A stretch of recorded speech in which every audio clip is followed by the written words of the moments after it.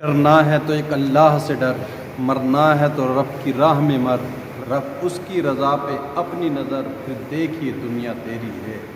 کی محمد سے وفا تو نے تو ہم تیرے ہیں، یہ جہاں چیز ہے کیا لوح و قلم تیرے ہیں۔ جنگ احد میں حضور نبی رحمت صلی اللہ تعالیٰ علیہ وسلم نے ہاتھ میں تلوار پکڑی اور ارشاد فرمایا، کون ہے جو اس تلوار کو لے اور اس کا حق ادا کرے۔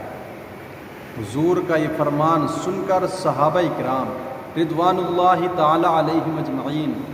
آگے بڑھے، ایک دوسرے سے پیش قدمی کرنے لگے، چونکہ ہر ایک کی تمنا تھی کاش یہ تلوار مجھے مل جائے،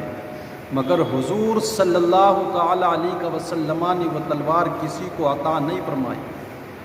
حتیٰ کہ حضرت ابو دجانہ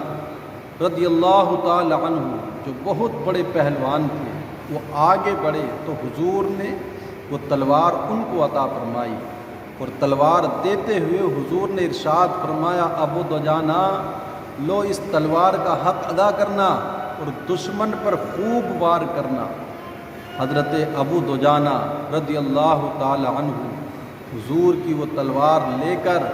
اور سر پر ایک سرخ رنگ کا رومال باندھ کر ایسے اکڑ کے چلے جیسے پہلوانوں کی عادت ہوتی ہے اکڑنے کی۔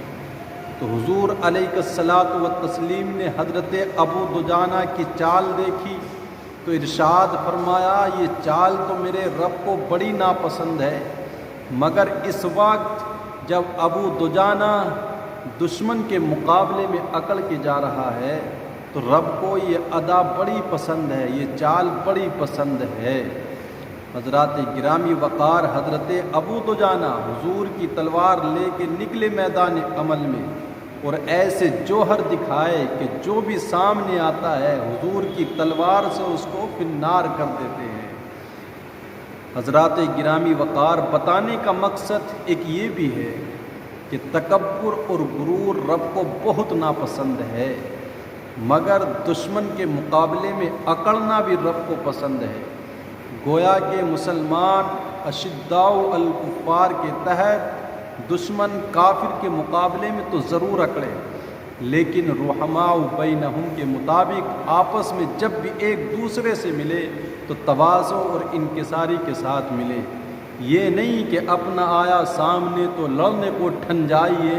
اور غیر سے ہو سامنا تو بس کلی بن جائیے۔